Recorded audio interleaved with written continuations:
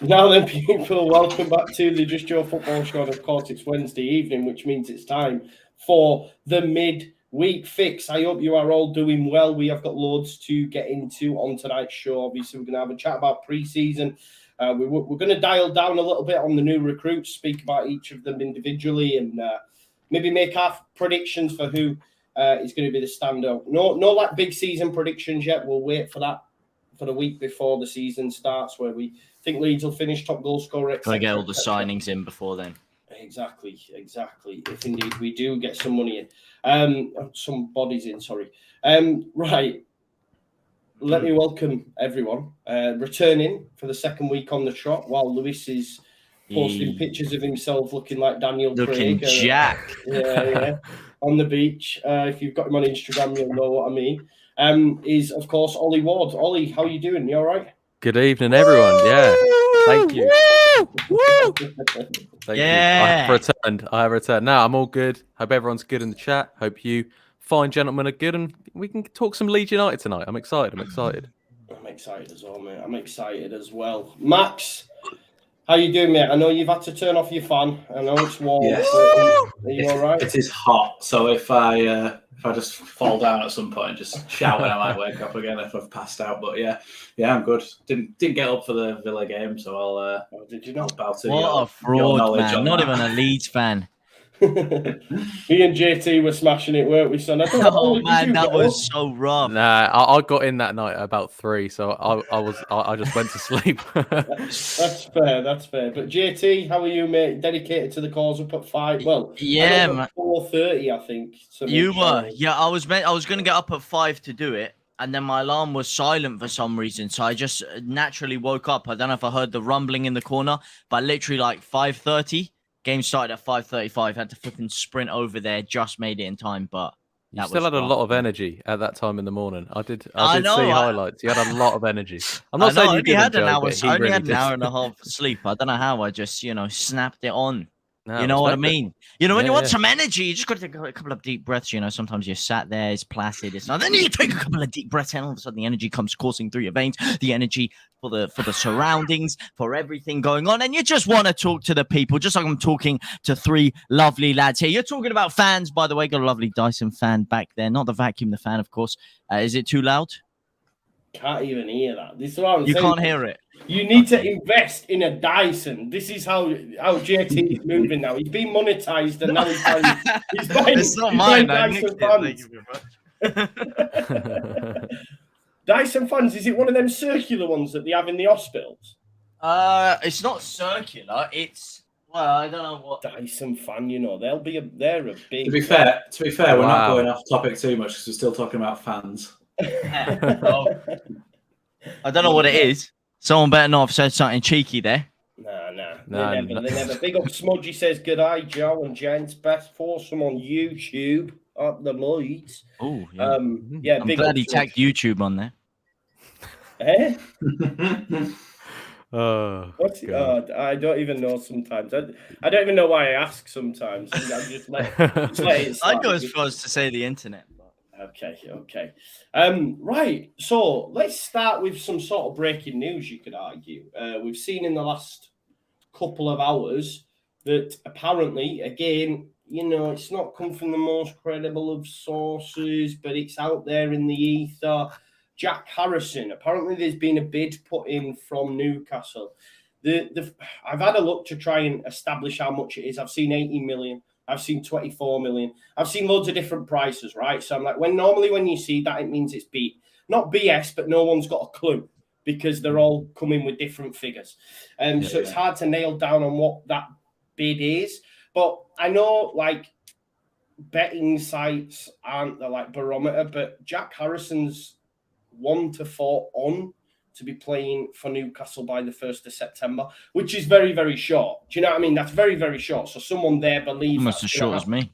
Yeah, exactly, mate. Exactly. And obviously, I know that's done by betting patterns, but surely somewhere someone's put a lot of money on for it to get there. Surely, you know what I mean? So there's a chance, Jack Harrison. So, Max, what are your thoughts on Jack, and would it be wise to sell him? Or at what point do we sell him? Let me know. I'd like to keep him, to be honest. I said the other week how underrated he is. And I talked about when it was the Euros year, and he'd had 8 goals and 8 assists, and it was the most out of any English midfielder. And still, the price is, someone said 18 million, and then maybe a bit more than that, other people have said. But I think he's vastly underrated. And so when you do get a player like that who is underrated, it's not wise to sell them because people don't want to pay more money for him. So I'd keep him because I think he's worth more to us than selling him for £20 million.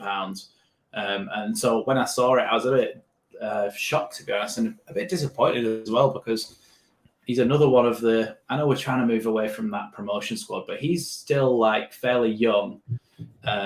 He's got a lot about him. I really like Jack Harrison. I think he'd be really a bad idea to sell him.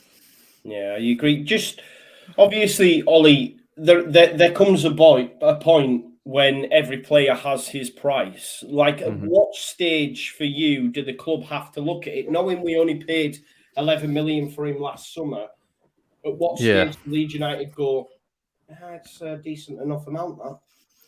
I think, I mean, the talking around it is around 30 to 35 million people would be happy with. But I just want to touch on the subject, really, of that.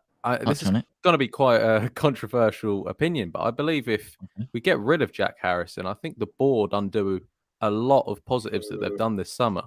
I think that they've really got everyone back on board with the signings we've made. I think it was inevitable that Rafinha and Calvin are going to go. You look at our next most valuable, best player, you probably would say is Harrison. And to get rid of all 3 of them in one transfer window, I know it brought in some good players, but I think get rid of Tyler Roberts as well. I think it'll be suicide, really. Not that he's that much of an important, but like, he is an important player, but it's not. It's just I don't know. We're a few weeks away from the season. You're already getting rid of one of your best players of the team, and the thing is, I spoke about how he's been modelling the new kits, the new training stuff. I think it would be crazy to see him go, but like you said, bookies are not often wrong, really, with stuff like this. They're not. And just before I come to you, JT, Smudges says Jack Harrison cannot leave after Raf and Calvin. Too much of our core then leaves. Newcastle should get serious, and Leeds should not even acknowledge less than 30 to 35 million. Jack has a mega future with us. What do you say in response to that, JT? And what are your thoughts on the Jack Harrison scenario? Well, right now, Leeds have more core than a red apple. So I don't think losing the core of the side is necessarily a problem. But what you're losing is proven goals. You know, Sinisterra, should I say, isn't proven goals. He's proven sauce. He's liquid. He's quality. But he hasn't done it in the Premier League. He hasn't done it in the big league. We haven't seen he can get the goals yet. We haven't seen that Aronson can deliver at the... Huh? He didn't really even do it against Brisbane. Well, yeah, but he's been given Mickey Mouse minutes here. Let's be real. Because I've got some thoughts on Stinny as well. We'll talk about each individual player, but go on, carry on, JT.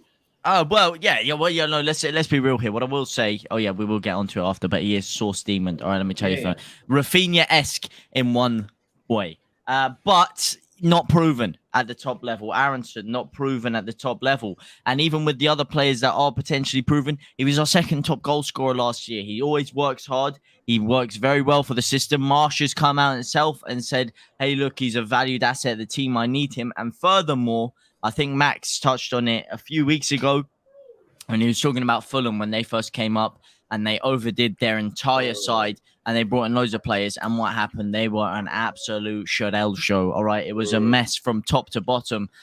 And we can't afford that. We need to keep some sort of consistency there. Someone who knows how to perform under the system. And if we're going to sign a new striker as well, what are you going to have?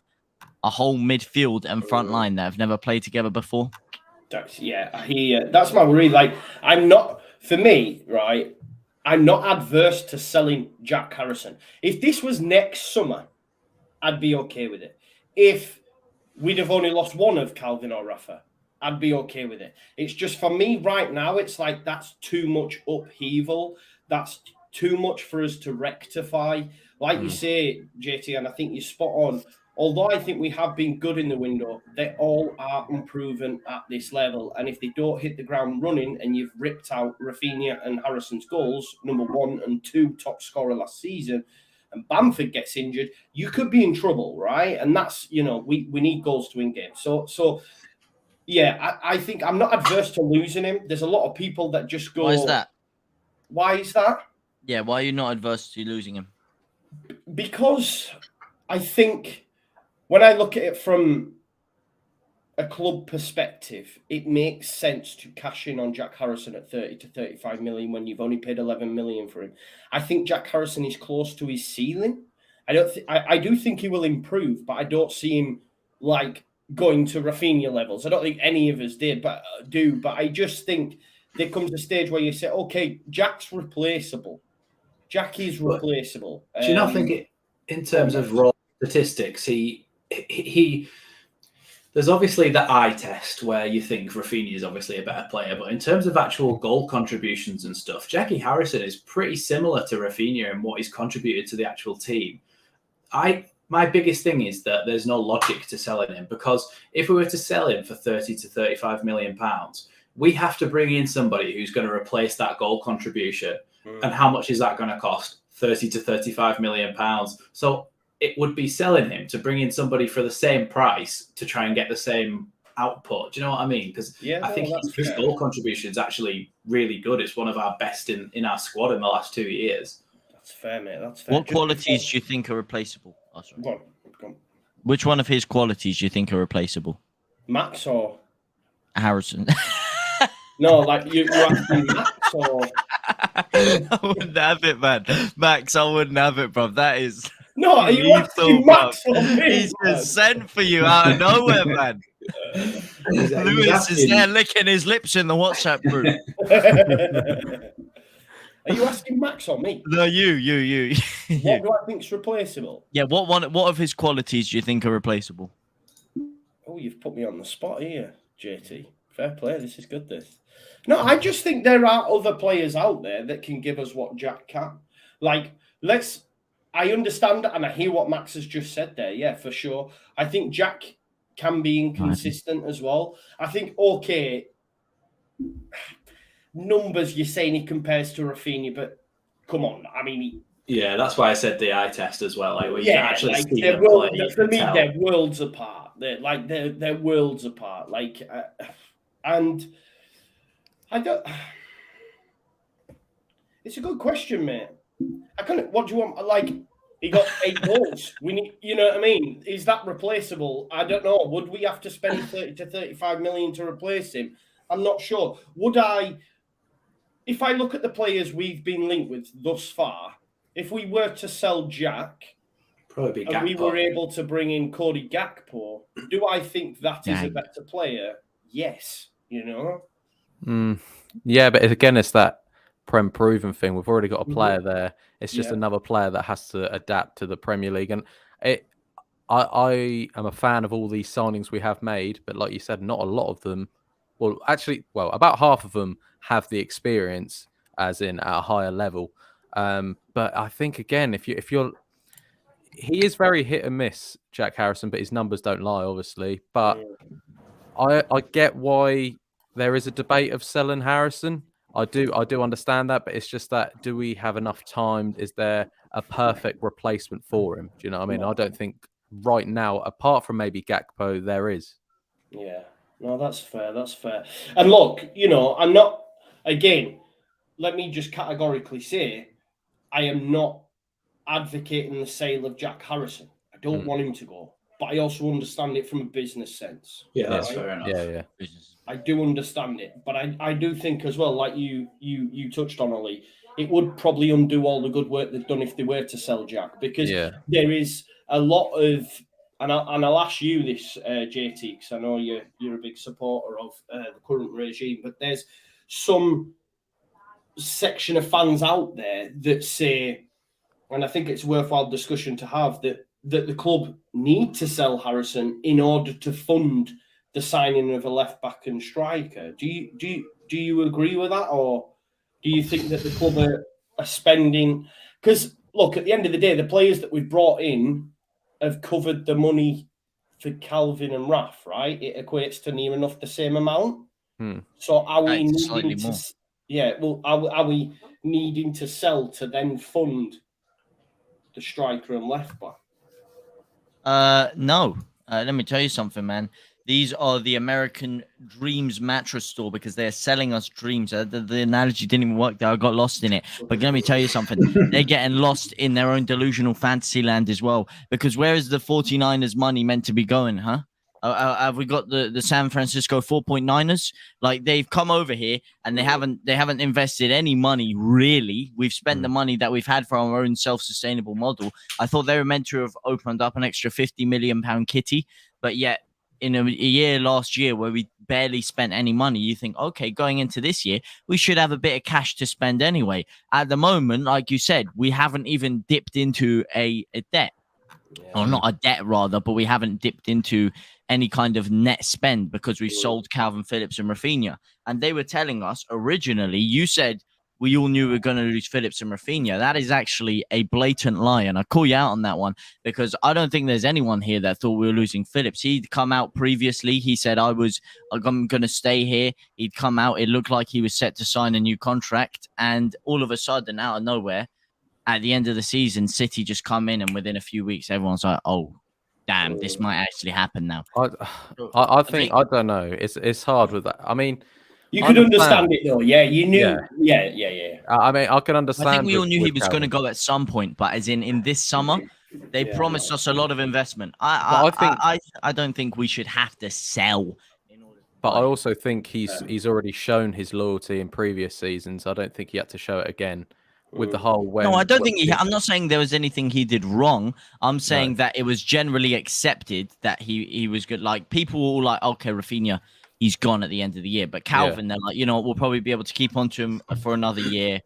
Maybe sign him down to this new contract. There was question marks, obviously, but then at the end of the day, I know you're not blaming him, but I was never, when obviously it was horrible to see Calvin go, but I was never going to be like discredited about it. Do you know what I mean? I just thought it is what it is. But I understand what you're saying. But again, I don't mean that. I'm not putting that as an indictment on the board for selling him. I'm saying they said without him being sold that we were still going to spend a lot of money. Yeah. And I'd heard that originally the board were expecting to only sell one of Rafinha or Harrison this summer as part of their original plan. This is a bit off topic, and this might, split opinions with everyone in the chat, everyone here. That when it comes to the board, right, I don't think they've done a lot wrong. No, they seem to get a lot of stick about money, players, about just certain things. And I don't think the board have done a lot wrong compared to what people say. No, people had a go when they got rid of Bielsa. Obviously, we were all annoyed, but then they brought in Jesse Marsh. He kept us up. And I don't know. There just seems to be. Oh, you were annoyed, man. You were Bielsa out, don't lie. No, I was. I weren't Bielsa out, but something needed to change, and I think we all needed to agree with that. I don't know if it was Bielsa to go, but I just think the board. I'm not their number one fan, but I think they do get a lot of stick. Like, where do people expect this club to be? That is a hot take right there. Well, I think that. Go on, Max, before you think, just to because you can answer the next. Like Smudge says, we are so far inside financial fair play with good intelligent spending. We are not in panic stations. But just looking at the big out Jace as well on Twitter. So just looking at the KP and RAF deals, totaling 95 million, let's say. The deals that we've done: Aronson 30, Sinistera 22, 15 Adams, Rocker, Christensen. That's close to 97 million. Like, you know what I mean? So can you understand why people are thinking, oh God, have we got to sell Harrison in order to get a left back and striker? I don't agree with it because I believe the bid's already. Oh, not for a left back and striker. If we sell Harrison, we have to buy another winger as well. You can't sell Harrison and buy another striker. But the club might not do that though. Well, they might not do that. They'll feel that maybe they've got enough. Of course they will. No, because Marsh even came out saying, I'm happy I've got 3 starting wingers now. What, you're going to start a season with 2 starting wingers? No, well, this is the conversation we're having, right? Obviously, you disagree. Like, and I'm with you. I'm with you. I would have liked them to do it. But the question I guess I'm asking is, do we need to sell Harrison in order to replace, the numbers show that we've done that thus far.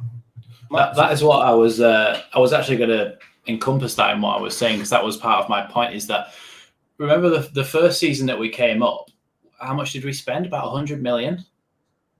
The first season we came up, lot and of- that was without selling any players. And we didn't sell any players last season, and we were able to still spend 25 odd million on Dan James. We haven't had outgoings until this window. So we clearly are a club with owners in a position where they can spend without selling, because they didn't want to sell for the first 2 years. Now that they've sold, obviously, that has just put a massive dent in the FFP rules and stuff, so that you can sell. You know what I mean? You've got to sell some to bring in the revenue to be allowed to spend that much. But I think now we're in such a good position, and we've got owners who can afford to fill those positions, fill that left back, fill that striker without having to sell another player. I think it's more about what you said, Joe, in that we bought him for 10, 15 million. I think it was like 12, 14 million pounds in the end for Harrison. I think what they're thinking is, if we're to sell Harrison for 30 to 35 million pounds, we can then buy Gakpo and sell him for 60 million pounds in a few years. Is maybe the path that they're looking at. But the only thing that I would say is just not everybody's Rafinha. And although Gakpo, it looks class and his stats are really good, there is no guarantee if that is there. So, I know Rafinha's different level, mate. He's banging at Barca already. Yeah, well, exactly. That was unreal to see, by the way. That was unreal to see. Yeah. There's no guarantee that anybody's going to become that Rafinha player who goes for that amount of money. So, to me, it's not worth the risk to lose a blooming almost maybe 15 goal contributions a season midfielder to bring somebody in who has no guarantee that they're going to do the same stats. Agreed. Yeah. Let's quick. Do you want to say it before we move on from Jack Harrison, JT? Do you want to? Oh well, no. I thought we were still talking about the board. Oh no, I'm with you, mate. Get the chatting. Get the thing in. No, it's cool. I just wanted to quickly go around the houses before we move on to CDK, because I do want to speak about him. I know he's doing everyone's head in, but let's speak about it. Max, does Jack Harrison pull on a Leeds United skirt against Wolves? Will he be a Leeds United player? Yes, I hope so. Yeah.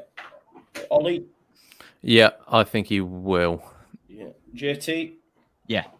Same as me as well. I think it is a clean sweep. I think Jack Harrison will stay. I don't think the club will move on. But let's talk about Charles de Ketelaere now. If you read everything you see online, you would assume that it was done. It was dead in the water. Yeah, it was finished. Right, like he's going to AC Milan. Now, Maldini was over in Brussels today, flew over to broker a deal with Club Brugge. Although Fabrizio Romano is pushing the agenda that the talks went okay and they are still confident, the facts are the player is still not signed, right? The player is still not signed. There has still not been a deal agreed. Jesse Marsh spoke about him today and says, look, he's our number one target. He's there. We are looking at others because we think he might be moving on to Milan. But we're still waiting in the wings.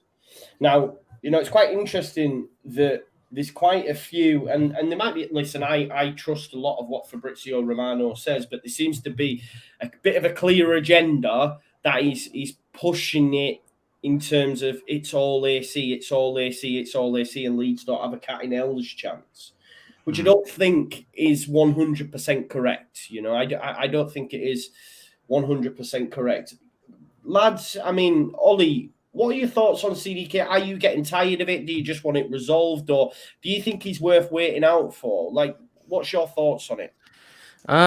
It's a thing where, I'm bored of it. I'm completely bored of it. I see, it reminds me of the Rafinha Barcelona stuff that just went on for too long. And it's a thing where I've said it before. If he doesn't want to come to us, why do we keep going for it? And it's a... Amen. Yeah. I thought you were going to have a go at me there, JT. I would never have a go at you. It's a thing where I'm like, if a player doesn't want to join or we're not first, we're no one's sloppy seconds. I don't want to be that. If he can't go to AC Milan, he shouldn't then just downgrade to Leeds. Like, I'd rather, he said we're focused on other targets. Let's go for that. Obviously, Milan might not want to offer as much as we've offered. I understand he's a brilliant player. He's brilliant talent. He's young. it's a good investment, 100%, because he will turn out to be a good player. He's already got decent experience already. When the news first broke, I remember how excited I was. Then as it's gone on, I've just fell out of love with it because I want a player that wants to Well, play you for wouldn't Leeds usually United. be in love with sloppy seconds. You know? No, that is exactly. Loses a bit of the shine. Ollie, taking your Leeds head out of it, can you understand why you would want Milan over Leeds, though? Yes, Bearing in mind 100%. they've just won the title and it's Yeah, Milan. no, I don't care that he wants to go to Milan. Do you know what I mean? But it's that thing where I don't like it that Leeds are accepting the fact that if he won't join there, he'll come to us. I don't like that. I understand. What are they supposed to do though? Say, oh nah, even though you got to say, oh, Milan can't afford me. Yeah, you say no. What about Rasmus? Get the hell out of there, man. Rasmus Christensen was heavily linked to Dortmund and chose Leeds instead because of the draw of the Premier League. I think because he's a gangster. De Ketelaere, he wants Serie A football, which is easier in a team that's the best in the division statistically because they won the league, and he gets the Champions League football. But Phil Hay made the point on the Phil Hay show a few weeks ago where he said that he can't imagine why Leeds would carry on pursuing him if he had said, "I never want to go to Leeds." Like there must be some. Yeah. I can understand what Ollie's saying because he's second choice, and I agree. To be honest, I think there's other targets we could go after who would actually want to come to Leeds and be a part of the project. But De Ketelaere can't have just said, "No, I'm never going to Leeds in a million years." Otherwise, who would ever say that? Who would ever say that? Who would come out and say, "No, I'm never going there"? It's like if you go and chat to a bird and you try and pull her, and she's like, no, I've got a boyfriend." They're not going to be like, "No, you're a fat slob. I hate you." He doesn't want us. Let's not make these women analogies, JT. Yeah, stop with the women. It's a wheel. It is an analogy. It's true. We are being left as the bridesmaids, the fat, ugly bridesmaids that nobody wants. With the analogies like that, yeah? End it. No more, what? Right? But what he's saying, it's what the news seems like. It's what all the reports are saying, that he refuses Leeds and Leicester, does not want to come to the Premier League. It seems like it's like black and white. He hates Leeds and Leicester, doesn't want to come to the Premier. That's what. Have you heard much about the Leicester thing, though? No, I kind of went into why would he not go? Why would he not go over there instead? Then, if it's European football, I mean, they got you. Not that they ain't got European football. No, I know, but I mean, as in they were in European football 2 of the last 3 seasons. So unless if he thinks he's a bona fide starter, because you're talking about the AC Milan and you're comparing it to Rasmus over at Dortmund. Rasmus over at Dortmund probably didn't think I'm going to get into that side. So I don't think it was just the Premier League football. I think it was like, I'm going to be a starter at Leeds. I wasn't at Dortmund. Do you think he thinks he walks into that Milan side? Probably. I mean, he must have something for these guys to be chasing him. I don't know what cologne he's got on. It's that thing again where I'll contradict myself that if we do sign him, obviously I'll be happy that he's here. And to again contradict myself, the striker market for every team at the moment in the Premier League is minimal, really. So if we could get a player like Charles de Ketelaere, is that say it? I'll just call him CDK. Do you rather him or Tony? Charles de Ketelaere, definitely. Over Ivan Tony? Yeah, the attitude stinks, mate. Yeah, that's exactly what I was going to say. I don't like his attitude. He would slag us off just all the time. He doesn't like Leeds, and the thing is, we all got videos out of it, but it's cool. He don't want to come in. But the thing is, right, it is a thing again where the striker market, it's minimal. And if we could get a player in like that, that is fantastic. But all I'm saying is just, it's that annoying thing where, a player, like you said, he never 100% said, "Oh no, I hate Leeds, I'm not joining Leeds." But it's that thing where AC Milan go, "No, I don't know. I don't know." It's Did hard. Ivan Tony ever say he hated Leeds? No, he didn't. But there are young prospects. Sorry. No, it's all right, mate. Go on, Max. Go on. I was just going to say there are young prospects like Luis Sinisterra and some of the other players that we've actually signed, like Brendan Aronson, who have actually gone, right, I want to go to Leeds. And so it does prove that there is like really good top talent that other clubs, big clubs, have looked at and gone, yeah, he's pretty good. We'd like him. And they've still come to Leeds. So I understand what Ollie's saying about it not being his first choice. I would rather have are not like there are other hot prospects who do want to come to Leeds, and as proven with Aronson and Sinisterra, like they were highly rated and they've still wanted to come here. Yeah. I think Again. Oh, sorry, Joe. I think you're all being a little bit too precious. Oh, I do. I think elaborate. It's that thing where Marsh is trying to build a family, like trying to build a team. He's not trying to. And I think the if you've got, I believe, if I look at the Leeds side, and if you've got a bit of arrogance about you, if you've got a bit of something, you might as well go. Rafinha had it. Yeah, no.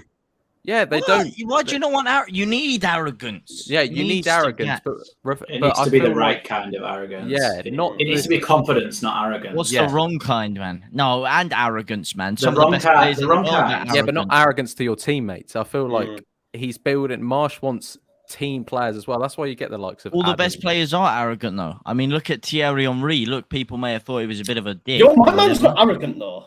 Yeah, no. He is. He's arrogant in the way of the way all the best players are is like, oh, I can do this. Why can't you do this? I can do all this great stuff with the ball, which is why a lot of them don't make great managers, because they expect players to be able to push themselves to achieve the things that they did.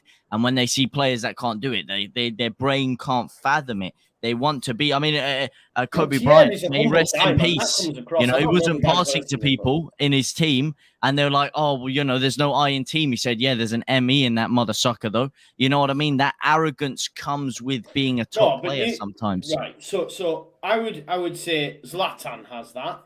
I don't think Thierry's on the same. Oh yes, he is, man. Yes, Thierry Henry. I think arrogance is a lot of the time confidence without stuff to back that up, and confidence is knowing how good you are and being able to show it off. Like Rafinha, as much as he was swaggering about and doing his little dances and stuff, he was confident. I don't think he was arrogant. I think he was very humble and down to earth with the rest of the squad. He was good mates with Rodrigo. Like when we were linked with Said Benrahma, and it was heavy links, then he did a video with drone footage that looked like it was shot like a movie of him getting his hair cut in a villa on holiday. And Phil Hay, I think, said that was part of what put the club off, because not just Bielsa, but the club don't want to sign people with personalities that they think they're better than anybody else. They want it to be a unit, because when you have teams like Man United for the last few years with people like Pogba, and then they form their own little groups, and then they like down in tools. You'll never get down tools at Leeds if they recruit in a way that brings in players who are all happy to be part of, like Ollie said, the family at Leeds, and all be switched on, have the right attitude, be confident but not arrogant. And I think that's a massive part of what the board looks at. That's the reason for me Noah Lang's still at Club Brugge. Yeah. Again, well, no, I just don't like his attitude. And you could talk about as well, Man United. I know that's a horrible name we don't like to speak about, but you see in their fan base, because they've got their players have got such personalities, you see a divide with, you can only like Pogba or Bruno Fernandes when Pogba was there, obviously. You can't like both. And you don't want that in a group. You don't, or like, you know how they've got some big agenda over is De Gea good, and if you've got a player, you need to support them, and I think that's what Leeds do quite well. I don't think, obviously, have that bit of confidence. I think Somerville is our one that I think divides fans, because he's quite, like you said, he does a lot of these videos and stuff. Some people say, "Oh, I don't." How does that make someone arrogant, though? Like, this is what I mean. People just base things. No one's actually sat down and had a conversation with this person. How do you know they're not working the media? How do you know they're not doing these things? You don't know what someone is until you have a conversation with them. Somebody like Somerville. Let's just take him for an example. Yeah, but we're going to. By that case, though, there'd be no point ever talking about anyone, JT, unless but accusing someone of being arrogant and not wanting to be associated with them, and saying that they're going to upset the dressing room, or they're going to cause problems because they have a few fancy videos or things like this, or they look. Well, the club made that decision, though. The club have actually made that decision. Yeah, but we don't know what goes into the club's thesis. You know, maybe they saw some sort of injury, maybe they saw anything. We don't know what exactly it was. I mean, but he's talking more about Somerville. The club haven't made a decision on Somerville. We don't know. But Somerville's a good example because we don't know this for certain, but he might be the sort of player who is in the under-23s and is pretty much saying, I should be playing first team, I should be starting first team. But he's got nothing really to back that up with. So he probably needs to go on loan. But at the moment, he's basically saying, I want to be first team. That's what it seems like. But instead of working hard and showing that you should be in the first team, he's kind of moaning about it. And that's the difference for me. And it's not guaranteed that that's what's going on, but that's the sort of thing we're on about, where a player maybe thinks they're better than they are, thinks they should be starting when they shouldn't. Instead of putting hard work in, they moan, and then it gets out in the media that they're not happy. And that's the sort of thing that Leeds fans don't want, because you shouldn't have to pick sides between liking certain players in your own squad. For the last however many years now, since Bielsa came in, I think everybody's liked all of our players as Leeds fans. Yeah. I can't think of. Can you think of any players that the fans don't really like? Roberts is Roberts, but Roberts is based off ability, really. Yeah, but it was never as a personality. People like all the personalities. Roberts never seemed like he wasn't trying. Roberts was a lovely guy, man. He did loads in the community. I understand that it's not vital about personality. It isn't, but I just think there's certain players Leeds sign and certain players Leeds don't sign. Do you know what I mean? There's what personalities in Premier League have people disliked generally at all? Bruno in the Premier Fernandes. League? Yeah, but Luis Suarez. What people dislike Luis Suarez's personality? I don't get much of that. Yes, because of the racism and for fighting real? people. Okay, JT, doing stuff on the pitch. Yeah. Fighting people. He fighting bit people. He was racist. Okay, John Terry, racism, another one. No, John Terry, Disliked. but he's Ashley John Cole, Terry, Ryan Giggs, disliked. Ashley Cole. Ashley Cole, why? Why people? Because Ashley he betrayed Cole. Arsenal. Because he betrayed Arsenal. Because That's he a said professional thing. No. Because if you've read his book or if you know the snippet, when he said that, I forget the amount now, I think it might, I'd love to be able to Google it, but when he got his phone call from his agent and said that the amount was like 60 grand or whatever, he said he almost crashed his car. Yeah, get a grip. Like, what are you on about? Nah, I mean, it's a fair point, man. Fair point. No, if you think you're worth 200 grand, you want 200. If you're an Arsenal fan, mate, maybe there was something in that cigar you were smoking, because you're talking whack. You're talking whack right now. But I just think there are a number of players in the Premier League that I dislike. JUSTJOE, who actually played for Leeds when he was in the Premier League, people couldn't stand that man. Yeah, there's loads of examples of people who it's not even necessarily that everybody hates them. It's like some people just are a bad attitude. No, there's bad people in every industry, which is even Balotelli. People thought he was funny and stuff, but he did do ridiculous things like setting his house on fire with fireworks in his bathroom, just driving around with 30 grand in cash in his boot, and just doing ridiculous, stupid stuff. Some of the best people are. Yeah, but the difference is we don't hear. Go on, Ollie. No, I was just going to say, like, we can talk about that, but then it is down to their footballing ability. Do you know what I mean? It is down to, some of the biggest knobheads in football are some of the best players. And that's funny as well, man. Is that not hilarious? The guy almost blew his house up with fireworks, man. That's pretty funny. Yeah, No, but it's been nice to be a Leeds fan, because at no point in the last however many years it is now have you heard any stupid, scandalous news stories about any of the players. There's never been anything ridiculous out in the media that the players have done. It's been nice to have a group where you can say, Pico. It's been nice to say I'm proud to support this group of players, it makes me enjoy supporting Leeds more, having a group of players who you can see. Mateus Click, he's got a big personality, and you can actually see that on his social media. They're not all run by social media teams, and it's just nice to have a group of lads who you actually feel like you can support fully, because none of them have ever given you a reason to not like them. But there's scandals with every other club practically. Yeah, let's draw a line under this chat. I don't know how we ended up from CDK to talking about LUFC for Luis Suarez and that. But let's draw a line under that one. CDK, JT, will he be a Leeds United player? Absolutely not. Not a snowball's chance in hell. Okay, Ollie?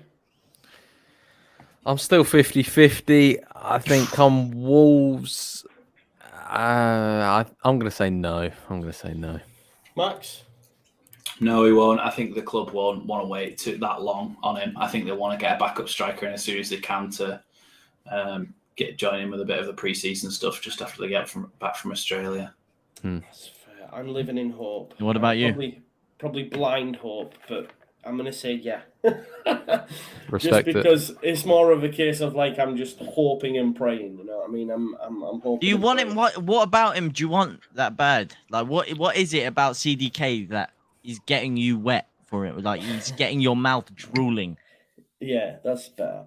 Well, you're still wet. The guy's been coined the next Kevin De Bruyne. Like, let's not. He's been coined. A lot of people have been coined a lot of things, yes, man. But the Rio guy Ferdinand was coined. What's that? Rio Ferdinand Ferdinand was coined. What do you mean? Don't throw a coin at him. Someone threw a coin at him. Right, okay. No, but CDK is an amazing talent, right? He's an amazing talent. So I think if we were to get him in, he would improve us. For me, I just think him and Bamford would work exceptionally well together as well. Him just off Bamford. I think they're very similar in the way that they move with the ball. I think technically brilliant. He can play anywhere as well. That's another facet. But is that not a bad thing? If they're two similar players, why would you want two of the same? No, I don't think it is personally. But there you go. We'll see. I'm not saying he isn't. I'm not saying in terms of. I just think they have very similar traits in terms of the way they move with the ball, but not so much like they're the same player. But I think, I just think it's a brilliant signing if we can get it done for sure. Yeah, for sure. No, fair enough. Because of the other options that we've been linked to, I don't think anyone comes close to him. Do you? Ivan Toney. I'd love Ivan Toney though, mate. I'd love Ivan Toney, but it was only proven as well. Link. Yeah, it is only a bit of a snip. I'd love it. I would love it, but I just Dries Mertens. Anybody? Let's move on, shall we? Let's move on. Yeah, let's move on. Right. I wanted to talk about the new recruits. Yes. Now you're talking my language. Yes. Let's talk about Brendan Aronson then, JT. We'll start with the first one in. Just dial down on them. What have you made of him so far? Happy? Brendan Aronson, slick, quick, bit of arrogance on the ball, which I like, to go back to the previous discussion. But what he is someone I'll sit hearing people say from the games we've seen, he needs to put a bit of weight on, a bit of strength. And there's one thing I didn't like about him. So I'm going to start with the one bad thing first. He seems a bit of a diva. He does seem a bit of a diva from what I saw. I'll compare two things. Rasmus Christensen gets absolutely clattered by Young. He does like a backwards roll. He's straight back in, giving it to him. Aronson gets a little nick and he's lying on the floor for like a minute and a half. And I'm thinking, oh man, this guy's down injured. All of a sudden, the ball goes out of play. He gets back up and he carries on like nothing's happened. That, for me, I don't like that. Now, maybe that's one small thing. Maybe he's not like that. But that, this sounds like double standards, bro. Yeah. After the conversation we've just been having. Okay. What's double standards about it? Well, of course it is, man. 1 minute he's saying, "Oh, these arrogant. Oh, you need a bit of that." Yeah. What's the difference between that? Yeah, arrogance, not a diva on the, not as in like a little. I'm a little tap dancer ballerina. I'm gonna fall and cry down on the floor like I'm really hurt. Man, I got hit. I get up. All of our attackers do that. That's just modern football. Bang! He's back in the face, man. Not lying around and pertaining an injury. But like I said, I don't know. Maybe that's a small thing. But what he's actually done on the ball, amazing. I didn't. He was probably one of the few players I thought in Villa. He was playing a different position. He was playing in that attacking midfield role centrally, as opposed to playing outside in the 4-2-2. And I don't know if we'll talk later about the 4-2-3-1 versus 4-2-2. But I think he plays a lot better in that middle attacking midfield role in the 4-2-3-1. And I thought he was occupying the space well. There are times where it was a little bit hard to get the ball to him in the two games. But when he gets it in tight spaces, he is really, really good at turning and breaking us onto counterattacks well, linking up the play. He is really dynamic in that sense. Like I said, physicality, maybe slight question marks, but in terms of getting out of tight spaces and things like that, beautiful. And I'd say probably our best player against Villa. Good stuff. Before we come to your league, folks, we've got nearly 700 people watching live, which is amazing. So thank you for that. We've only got 196 likes though. So what are you playing at? I know, What? right? Get it up. Let's get that to at least half of the people that watch. Aronson-esque. Push The it more up. likes we get, the more views we get, the more views, subs, etc. It all works, right? So let's get that up so we can get to 1,000 live viewers on the midweek fix. Let's make that happen. Ollie Ward, Aronson, talk to me. Really like him. It's a player where I don't think he's had enough of the ball. We haven't seen enough yet, but what we have seen, I think he's been fantastic. And this is going to be a crazy statement, but I'm going to say it. I sound like JT. Go on, man. The man moves like Messi. Okay, Oh the my man God, that's a moves big one. like Messi. Okay, That on, is Messi. hotter than a chicken biryani, mate. I understand physically he might need to get his Pure Gym membership, but Yeah. I agree. I'll train him up. I like the look of him. I'm gonna be honest. Didn't watch the Villa game. Didn't watch it. He does have beautiful hair. But he does. But I do believe when I have watched him in bits, I watch highlights of him. He just moves so nicely, and he does remind me of a bit of an early Pablo Hernandez. He does. Ooh, Pablo Hernandez. Yeah. Fair enough. What And about what the flair, the movement? I just think I watch him and I'm like, we've got a player on our hands here, and I think very early into the season we're going to see why we really wanted him. Like as soon as the season ended, I think he will be one of them that just stands out. And I already see tons of people chucking him in the FPL. They're backing him. And I'm excited to see. Is he cheap? How much is he? I haven't still made my team. 5.5, I believe. Ooh, 5.5. Yeah, no. Don't quote me on that though. I don't know. 5.5 for a 9.5. Anoni is in my fantasy league. I haven't even done made mine it yet. yet. I haven't made it neither yet. have I. I'm waiting till the better rest be of the in. transfer window happens. Folks, you better be in. You need to get Should we make a wager here? Whoever out of us four finishes the best, the others have to. I think the worst has to delete their channel, surely. And the worst has to do forfeit. Ain't nothing happening there, boy. Hey, there's some Leeds fans licking their lips. Carl says, interact with the chat, get more likes, say something decent, and I might interact. Oh, that's uncalled for. Whoa, that is. He is not coming back. Joe coming at you. It's funny you were saying there about Medford because he's actually been coined the Medford Messi, which is I couldn't remember what it was, so I just said Messi. I think he just offers us something that we haven't had for a few years, and it's that you're on the edge of your own box, and he's able to just turn a man and break and get into the opposition half. He's so good at dropping the shoulder and slipping past someone and just getting us on the break again. Instead of us having somebody like Calvin Phillips or now Mark Rocker, who's really good at spreading the play with his passing, his dribbling is exceptional and able to wriggle out of tight spaces. Yeah, I was more excited about Sinistera when obviously all of the transfers so far had come in. And I sort of thought, well, Brendan Aronson, he could go either way. I wasn't sure about him because obviously I've never really seen him play, not having watched the Austrian Bundesliga.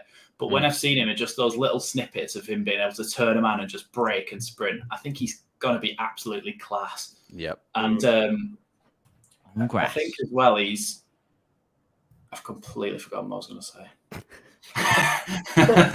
Go on. Oh yes, mate. Go on. Oh yeah, that was it. About him not being bulked up, but I don't think that's. I think that's a little bit of maybe an old-fashioned thing for the Premier League. I think in the 90s, that's a totally fair comment when you've got big bruisers like David Batty knocking you about and stuff. But I think some nowadays players in there with big batties. You do see some players though that are quite slight, and small, and they're good at dropping the shoulder. Why do you have to do that?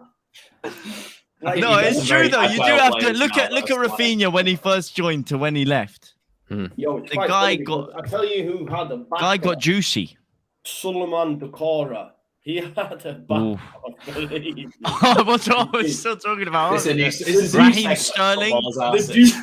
The Duke had a big behind, man. He ran like a duck. Trust me. You know, it's actually the reason why is because that's where the most twitch fiber muscles in your body is. So your glutes, people think, oh, I want to get quick, whatever. I need good quads, stuff like that. But to actually get quick, the most of the acceleration and stuff comes from your glutes. So it's actually the most important muscle you can train. Do you lift weights? No, I'm just a genius. All right? I was going to say, you can't tell, bro. What's going on? Really, yeah. I couldn't tell without your patented vest on, mate. Oh, Mate, I said we didn't hear this. We didn't. I want everyone to know this because I said it off air last week. This guy always flaming me. Oh, when are you gonna put some clothes on, James? Oh, what is this? Da da da da. I tune into one of his live streams. I'm like, oh, let me see what Joe's saying about this. What do I see? The guy sat there in a bloody tank top. All right. I don't want to hear it. Just because I haven't got your guns of Nazareth over there. No, exactly, right. But mine was due to the heat. It was hot. I'm ginger, etc. So is mine. You're wearing them like little tight ones, like really thin. Like we're on some sort of like Magic Mike shit. And I was like, we don't need you stripping over in the corner. Do you know what I mean? Why not? Could get us some more likes. Yeah, true. That is true. Yeah, it might I'll bring in a twerk if different we get audience, 300 likes. Yeah, it might bring us in a different audience for sure. Yeah, so Brendan Aronson, massive success. Yeah, great success. So far. Yeah, really, really good. Looks the biz. Next through the door, of course, was Rasmus. We spoke a lot about Rasmus, but he just, for me anyway, seems to be like it's the end for Luke Ayling. Yeah, It's the end for Luke Ayling. I think I'm really excited to see him get going in the Prem as well, like up against some decent left wingers. I think he's going to get into some. Yeah, I can just imagine watching him going, "Go on, Rasmus, get it!" You know what I mean? That kind of vibe. He just gives me cult hero status. Yeah, 100%. Yeah. Thoughts? Like the Ultimate Warrior. Like what? I feel like it was never. It was one of those where it was almost never in doubt in any fans' minds that he was going to be class. Do you know what I mean? Like, most transfers, a lot of fans think it could go either way. Yeah. But with this one, it does just seem like everybody thought he's going to be class. He's got the physicality, he's got the attitude, he's got the aptitude as well. Yeah, I think he's without the ego. I think he's perfect for what we needed, and I think he's going to be absolutely class. Yeah, I agree. Oh, mate. Well, we were all speaking about it, and I said, what player are you most looking forward to?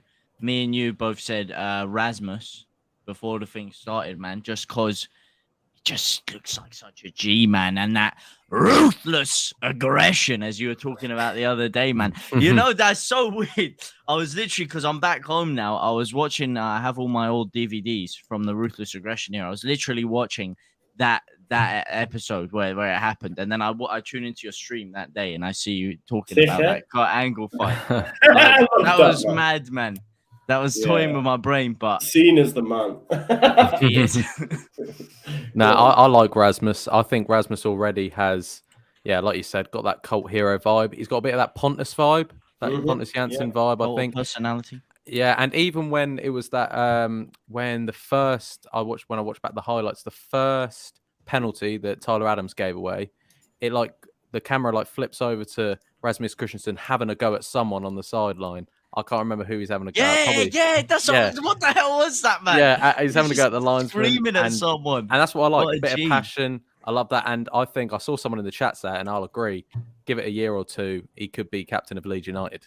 Like, could you imagine that in front of like a packed out Ellen Road and he's screaming at the fans and stuff, getting everyone, or like away at Old Trafford and he's what I did say to you, he JT, scores the winner against Man U. That would be huge.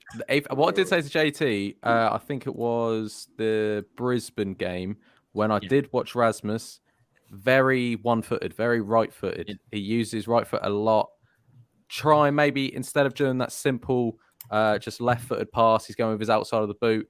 Maybe I was just picking up on that. I don't really know, but that's something to keep your eye on. Once you said it, I did kind of notice it. I did think that as well when I watched it, to be honest, without even hearing you say that, because there was a couple of passes where I think he did try and pass with his left foot at one point, and it just seemed like, you know, when someone just doesn't know how to kick a football. It looked wrong and it looked awkward, and I thought, that's really weird, because there's that clip of his goal where he cuts in from the right hand side, absolutely wallops it in the top left corner with his left foot, and I'm like, how did he do that and then look like he's swinging a golf club at a 5-yard pass? It's just something I picked up on watching it. I was just like, right, he's going to use his left foot in a minute, isn't he? And then he just didn't. And then, yeah. So I'm excited for him, though. Like I said, a year or two, that man could be the captain of Leeds United. Improvement on Ayling, would you say, lads? So, well, I'm going to say yes and no. You answer this. Yes and no, because I don't think we could discredit anything Ayling's ever done in a Leeds shirt. No, I think it's been one of the most from that red card that can be discredited. Yeah. Okay. No, that was a beautiful challenge, man. The thing is, since we've had him, Ayling's always put 100% in for the shirt. He hasn't always been the best. Is a definite improvement on Ayling in the last season, but the season before that, Ayling was one of our best players, I thought, in the first season back in the Premier League. For sure. Yeah, he was. He definitely was, but I'm still annoyed about that red card scenario. I can't lie. Max Aarons. I don't know. It just made sense to say that there. Sorry. Have you given us your Aronson spiel? Aronson? Not Aronson. Rasmus. Rasmus, sorry. My head. Sorry. Yeah. I think I just said about how nobody thought he would do bad. Everybody thinks he's going to do really well. Yeah. Sorry, but how did mid-conversation you have the time to find that and pop that in there? Honestly. Find what? What have I missed? No, you missed nothing. Don't worry. Nothing happened. Yeah, nothing happened. Just imagery and a caption that we do not need to see. But yeah, Rasmus is a. Have I missed that? Rasmus is he's a gangster. He is a gangster. He's a tough lad, and he does add that bit of shithousery. Could you say Ayling does have a lot of that as well? And I don't think that is. Again, completely different things. Ayling, whether he has the ceiling, what Rasmus could achieve after, I don't know. But what Ayling's done for the club since he's been there, getting us promoted, all of that, the character of the man, I think he's honestly one of the funniest players. I think if they did like a behind the scenes, like a full-on documentary, like you could see everything. You'd see he probably runs that dressing room. Replace that Alioski energy. Yeah, but just different. He's just like a Jack the Lad kind of guy. He gets the spirits going kind of thing. But I think he's a great player. Now, does he have the sauce of a Rasmus? We're yet to find out. However, one man who does have sauce is Sini Sorstra. Yeah, more sauce than everything, but divisive, as you did say. Very divisive because he didn't perform. You don't know if he's Rafinha level yet. You know, we're talking about Gakpo, Sini Sorstra. Are they going to turn into that Rafinha player? We don't know. What did you guys think? You know, you're always asking the questions. What did you think, Joe, firstly, of his performances? Of his Sini Sorstra's two cameos. Or am I moving too quick? You're moving too quick, bro. Oh, sorry. We can do Sinisterra if you want. No. I thought we were done on Rasmus. Oh, you haven't. We are. He's doing them in order. I was doing them in order. Oh, you were doing them in order. Yeah. Oh, sorry. You didn't get the script, JT. You didn't get the script, fella. The guy's always trying to take control, man. He's always trying to take control. All right, sorry. I'm gone. All right. I'm joking. No, we'll talk Cine because I have got some bold statements. Maybe. I think I might agree. He's not played a lot of football for us, yeah? And I'm not sure. What I'm saying is we need to give the kid time. Yep. He's not going to come in like Rafinha did and burst on the scene. And if people are expecting that, I think they're going to be disappointed. I think it's going to be quite the step up for him. Rafinha is just world class. He's just world class. Look, he's gone to Barcelona. He's played 45 minutes and he's got 3 goal involvements. He's different gravy. Who can forget Rafinha's first game for Leeds United? Yeah, he came on against Aston Villa and cut them open with an absolutely unreal pass. And you knew from that moment, he's a baller. This guy's a baller. Now, with Cine, I think a lot of people will be expecting that, and it's not going to happen. In the games that we've seen him play, he's not been around a lot, but you can see he's on the periphery. He's not involved. I've not seen anything from him yet. He's going to have to adjust to it physically, mentally, loads of different things. So I think with Cine, we just need to give him a little bit of time, and I think people might be expecting the world straight away. That's my thought on Cine. I agree, and it's a thing where you're known as the Rafinha replacement, which has already given you quite a bit of pressure. And I agree with you. Out of the the 6 signings that we have watched so far in pre-season, I believe he's probably not. I wouldn't say I'd say the worst, but he hasn't been bad. Do you know what I mean? He's been. I think others have been better. I think it's gonna take him time. He seems just like quite a humble lad he's a good footballer, and I'm excited to watch him in the Premier League. But I believe, it will. With the humbleness, he just looks a bit off it at the moment. But it's also a reason why we do need to hold on to someone like Harrison, because if you've got someone like Sinistera, a lot of people might think, oh well, he might be starting. But if he's not up to it straight away and he needs, like Joe says, slowly bedding in, then you do need your players like your Harrison, Rodrigo, and Aronson to play those roles until Sinistera is ready to be full time in the first team. If you sell Harrison, but if you sell Harrison, you've got Dan James as well there. But do you know what I mean? There's not that many other options if you start selling players from those positions. Yeah, Dan James, by the way, is having a brilliant preseason. I don't think he's not getting enough credit. That goal against Brisbane was like really, really good, well finished. I don't know if he meant it, but he just Well, the thing is, I think we're looking at this Dan James, the player that Bielsa wanted for the last few years. Do you know what I mean? I think we're looking at shades of that, where he last season. I mean, well, I don't know. He hasn't hit the heights we've all expected, but I think just there's something about him in pre-season that he just looks. He looks decent, and I'm excited to see him. And I think on the first day against Wolves, I would start him. Yeah. No. Oh, you wouldn't start him. No, I would start him. Who's sitting? Wait, you're on about? No, I'm talking about James. I'm talking about James. Oh, James. James and Sinistera. See, I don't start Sinistera. I don't. No, I'll do James. Let me tell you something. That mentality is key. Sorry. I was just saying I agree about James with Ollie that I think he should be maybe starting the first couple of games. Oh, I thought you were saying my name. Oh, James and Harrison with Aronson. No, James and Cini. Harrison left back 4-2-2. Sinisostra. Jack Harrison left back. Actually. Yeah, I was literally about to say that. Yeah. Oh, he's the real deal, man. Yeah, but Sinistera, let me tell you something. The last 20 minutes of that game, I saw something.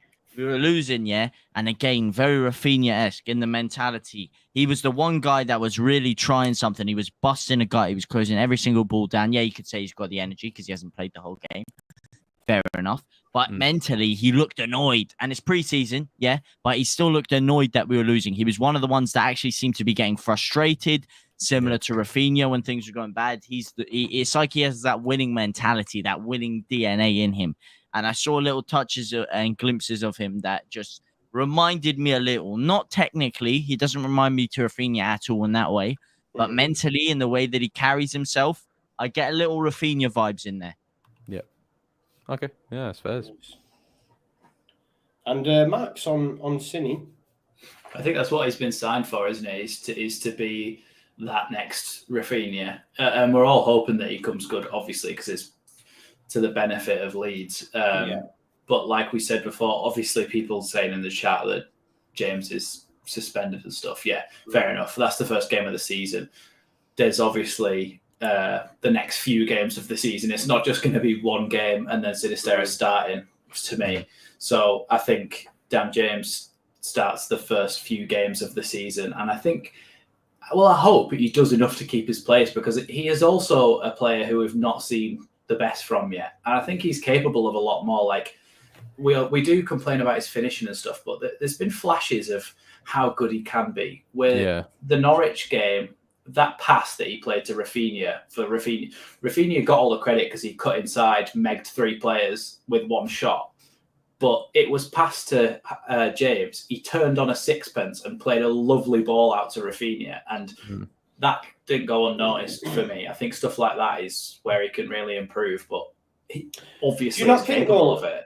Do you not think, though, Max? Yeah, so we look at him against Brisbane Raw. He has 30 minutes, gets a goal and an assist, looks different gravy. 2 assists as well. Then we see him against Villa, and he was gash again. He couldn't finish. Gosh, that's harsh. No, but bro, he should have scored. Though. He should have scored, or at least worked the keeper. And he doesn't. That's what I'm saying. It's like I genuinely thought against Brisbane Roar, we're seeing the rebirth. Yeah. And then we get the total opposite. You know? I think the thing is, the frustrating thing is that we know that he's capable. Like, even when he made his debut for Scum, he came on and just whipped a ball in the top, curled a ball in the top corner from the edge of the box. And I was like, oh my God, imagine if we'd have signed him. So he's got it in his locker, which is so annoying because he's got some real talent behind him. He's obviously rapid, but it's not just that as well. He's got the ability to score goals. Well, he's world class. Till he gets to the final third. Yeah, but he's capable of getting to a lot higher level than he is right now, which is the frustrating thing. But I'd like to see him given the chance at the start of the season to try and discover that form. I think he's a confidence player, to be honest. Like against Brisbane Roar, he started off, bang, early assist, disallowed, got him going. Against Villa, when he had his man of the match performance, bang, early goal. When things start going well for him, he's playing on confidence. It's everything second nature to him. When it doesn't, and he's coming off the bench, maybe later on in the game, he hasn't had as many good spells, then there's more pressure on him, and that's when you see him buckle a little bit at the seam. Yeah, no, I completely agree with that. Like a very tight suit. That's a really good point, though, because a lot of our players, we can complain about their performances last season, but in a team where you're losing every week, it is hard to be a confidence player and to be at the top of your game. Like Rafinha excelled because Rafinha, it doesn't matter if the team is playing bad or not, he's world class.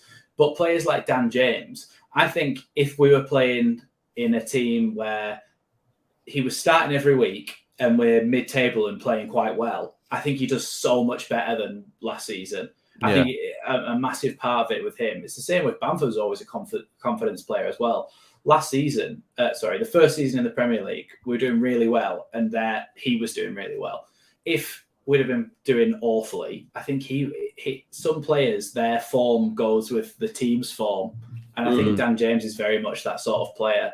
And if we get in a sort of run of games where we're playing really well, I think he can really come into his own.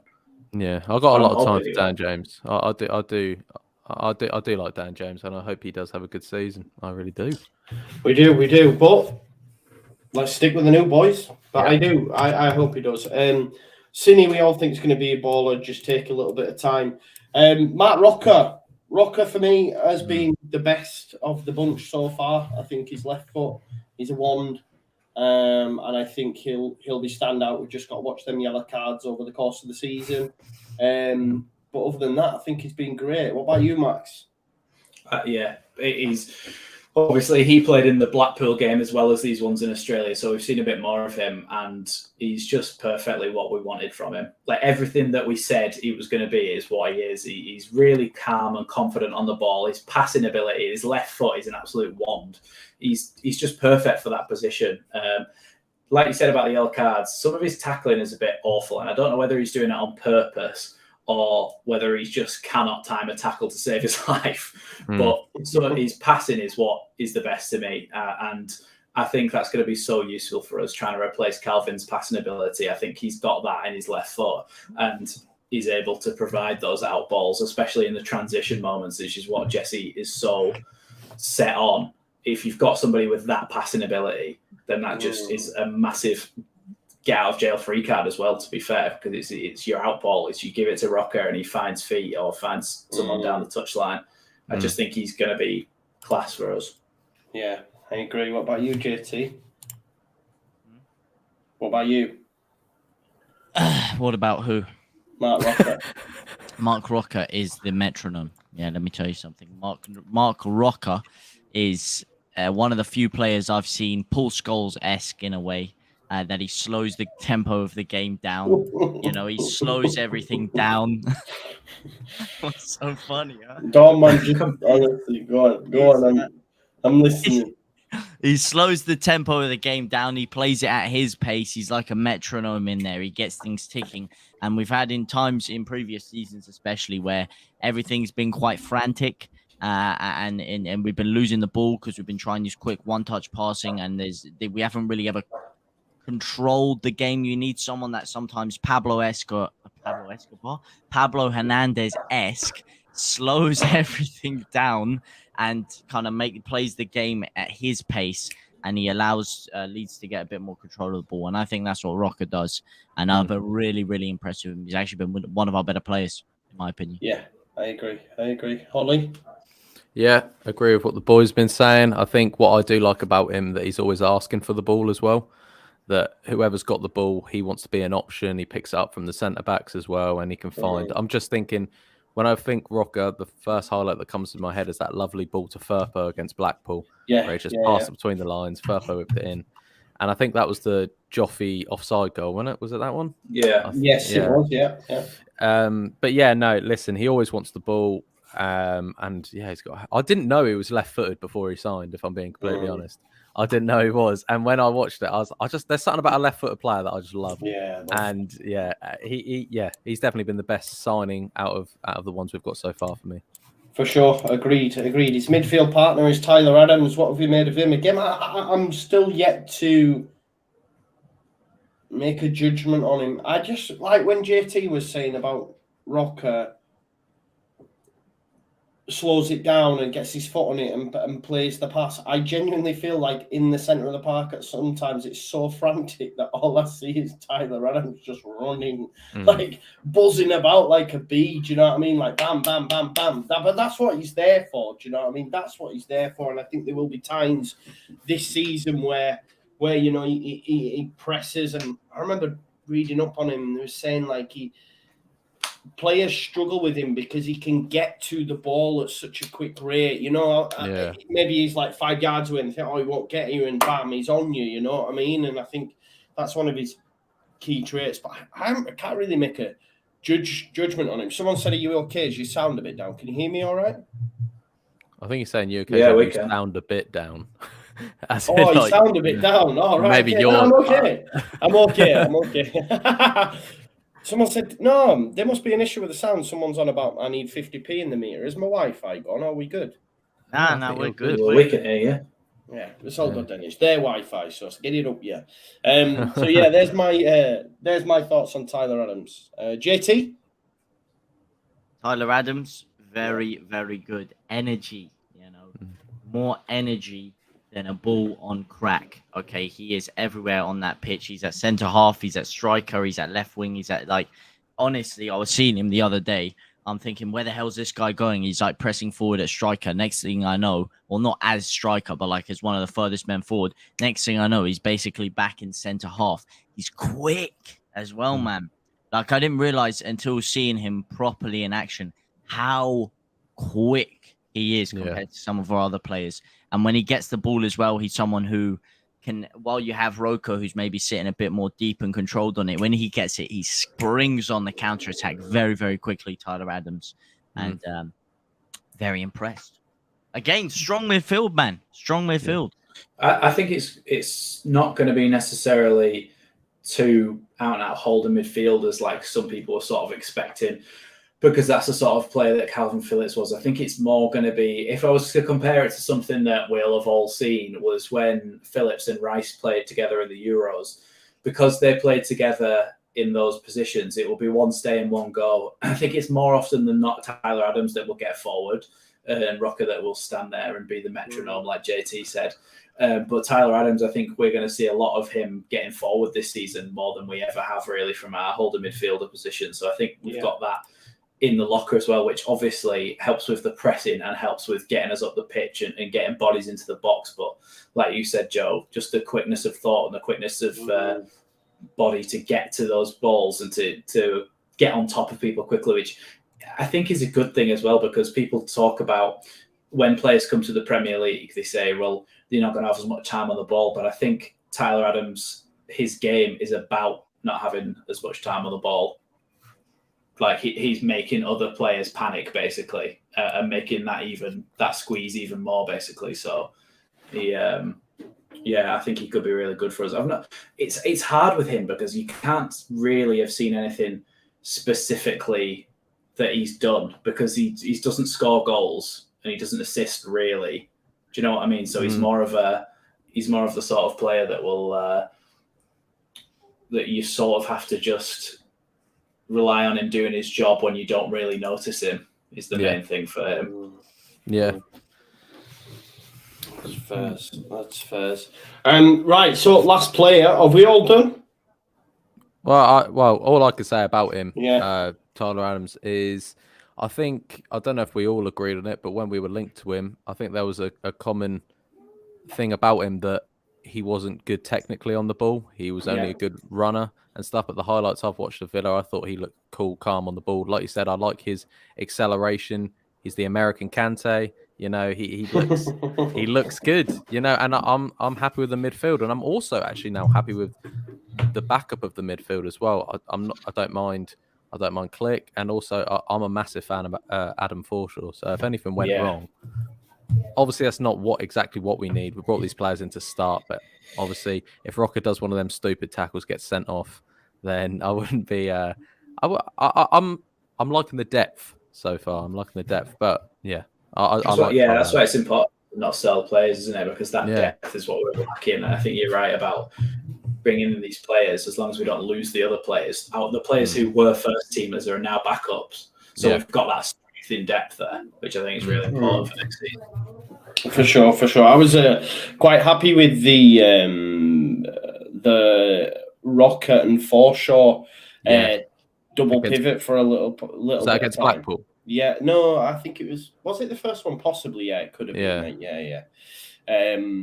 Robert Hall's just said really interested on Lewis Bates' role. I think he's going out on loan, mate. He's going out on loan to. I'd like to see that. Yeah. League One, I think he could do well in the Championship. Apparently it's League One, mate. Apparently it's League One. He would tear apart League One, I think. Yeah. League One, though. That's a big drop. Last one, obviously, I've jumped past him, but Darko JB, he's been doing. He done all right, and looks like he's going to be involved. Much like Archie Gray, probably like Sonny Perkins as well. There's not a chance Sonny Perkins, who came on in the Europa League and came on in the FA Cup against us, is coming to Leeds to play in the under-23. Surely he's been promised a pathway. You know, JB looks decent. Perkins. How you say it, by the way, JB? I've been saying it. I've been saying it. I've been bugging myself. I watched his official interview in the club, and he goes, "All right, I'm Darko JB," and I'm like, "All right." JB. From the it was so good because someone tried hammering me on my watch along, right? And they were going, "It's Gabby," like, you know, putting the G in that, and I was like, "Mate, it came from his mouth." He said JB, so I think he knows. We his look own like name. mugs now. Yeah. So it's Darko JB. So I've been impressed with him. I'm excited by him. I know he came maybe with a little bit of like, because we wanted, you know, there was which I feel sorry for him for that, to be honest. It's not his fault, is it? Etc. Yeah. No, exactly, Max. It's not his fault. You're right. No, I think he's shown. No, after you, Max. You go, son. All I was going to say it's was happened like 20 times today. The best thing you can say about him is that he hasn't looked out of place in the first team. Like, he hasn't looked like an under-23 playing for the first team. He's looked like a first teamer. No, great. And physically he looks there as well. And I think he's another one for the future, but I wouldn't be surprised to see him make some appearances this season, to be fair, because I think he's another one who just fits right in straight away. And I know what you mean is when we got him, everyone, there was a bit of like, oh yeah, we've got him, but we've just lost Calvin, and there could have been other people. And again, that's probably not, I don't know if he heard much about it, but it's probably not nice to have. But what he's shown already is that he can do it in the Leeds United side, and I'm excited to see what he can do this season, really. Who do you want to have who would you think's the best player to have next to him? Rocker or Adams? Which complements his style better? Oh, I don't know, you know. He likes to get full. I don't know, you know. That's a very good question. Maybe Rocker, I think, maybe. Or do you think they're too similar? I don't think anyone's really got what Rocker's got. No. In the bit, I get what you mean, yeah. I don't really know what JB is, though, in terms of his positioning, because to me, he's like an old-fashioned box-to-box midfield, central midfield, like a number 8, where he can do it at the back, and he can get forward as well. So maybe that will be more suited to the Adams role, because he likes to get forward a little bit. He likes to obviously spray those passes about, which is similar to what Rocker likes to do, but I think he likes to get forward a little bit as well and make those storming runs, a bit like Yaya Toure style. But would you say against like lower league opposition, then it would be better to have Roker and JB there when, say, we need a little bit less defensive, like again, Probably a good There's shout. no yeah. easy games, though, is there? You know what I mean? For me, I don't want him starting. I don't No. want him starting. You know what I mean? I'd like to see him come on and all that sort of stuff. But yeah, I'd like to see him come on in the cups as well and give him a chance in the cups to these sorts of players. Yeah, but the thing is now, what's good is we've got depth. We've got squad depth, so maybe he's not even up there. Maybe in the cups you play Click and Forshaw. So at the start of the season, you're like, oh, where's everyone going to fit? Where are we going to put these players when it comes to it? When you play all these, and hopefully, I hope we actually have a cup run this year, in whatever cup it is, and we can use our depth, see our players, because I love watching them in pre-season. But then you only get to see, well, I mean, under Bielsa the last few years, we saw about 15 players. Do you know what I mean? Yeah. So, and now we've got a depth, we've got all this. You could almost copy and paste the team sheet every week, couldn't you? Last season, especially with all the injuries, because everybody knew exactly who was going to play. But this is a weird situation we're in, because we're like, oh, I like all these new signings, but they can't all play at once, and I don't want them to get left out. But like, it's a good position to be in, isn't it? You'd rather have that headache than the headache of, oh my god, we've got no players left. We're gonna have to roll somebody out in a wheelchair.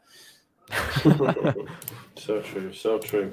Well, that's us covered. I think that's all the new players covered. Hopefully, between now and next week, we'll have some more new players to discuss, and then the week before the season starts, or the start of the season, we will get our predictions in as well for where we think Leeds will finish, top scorer, most assists, etc.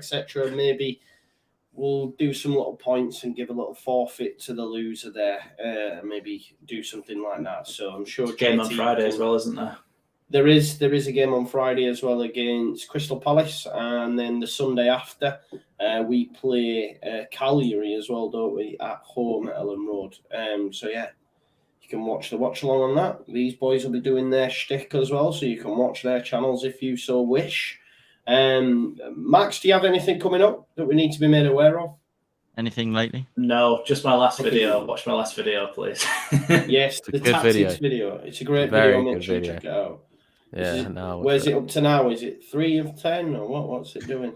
5, I think, something like that. Hey, we take a 5. We take a 5. Yeah, it's doing better. It's grown steadily.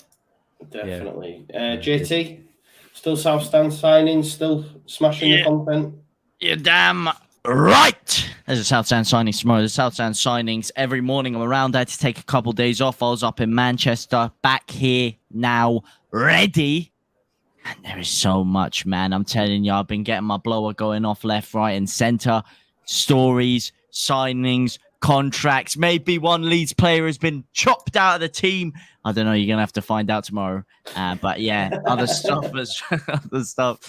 Just a lot of content, man. A lot of content. The week of football will be coming back soon as well.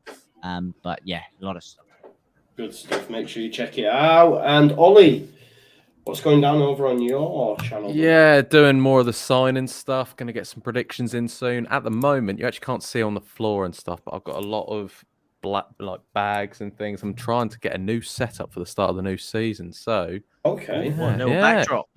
Yeah, exactly. You see, well, you don't know, but behind there, it's all going off. I tell you. Oh, hopefully, I'll get it done in time. Get a new mic, get a new graphics and stuff. But for now, it's all about the transfer videos and things like that. Going to be green screening it up? No. Oh, you'll have to come over to the channel to see. Suspense, man. I have put each of the lads' channels in the title just now because I forgot to do it earlier. So it is there now. So if you go to the title now and click their names, you will be able to go straight there and subscribe to their channels. I implore you to do it because they put in a lot of hard work and they are all great content creators. And thank you for watching. What about you? Anything big planned here? Well, I won't say that. I'm back tomorrow at 1:30 with James Marshman from Team Talk, discussing all the latest transfer news. That's at 1:30. Then Friday we'll have the game to do, and I'll have obviously the Premier League show on Friday evening as well, just discussing the latest news in the Premier League with the rest of the crew. So yeah, keep it locked. If there's any news tomorrow, I'll drop that as well. Thanks as always, and enjoy the rest of your evening. Thank you for all the super chats. Thank you for all the love. Sorry, I missed this one from Tom. It's a non-mover, mate, unfortunately. Matter will not be coming to Leeds United, I don't think. But yeah. Sound upset, Joe. What's the matter? Hey, that's a pure JT one, that is. You spend too much time with him. What did I say?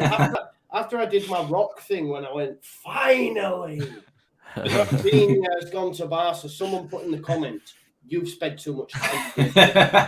Oh, man. I love it. I can only apologise. No, it's fine. I liked it. Peace out now, folks, and thank you.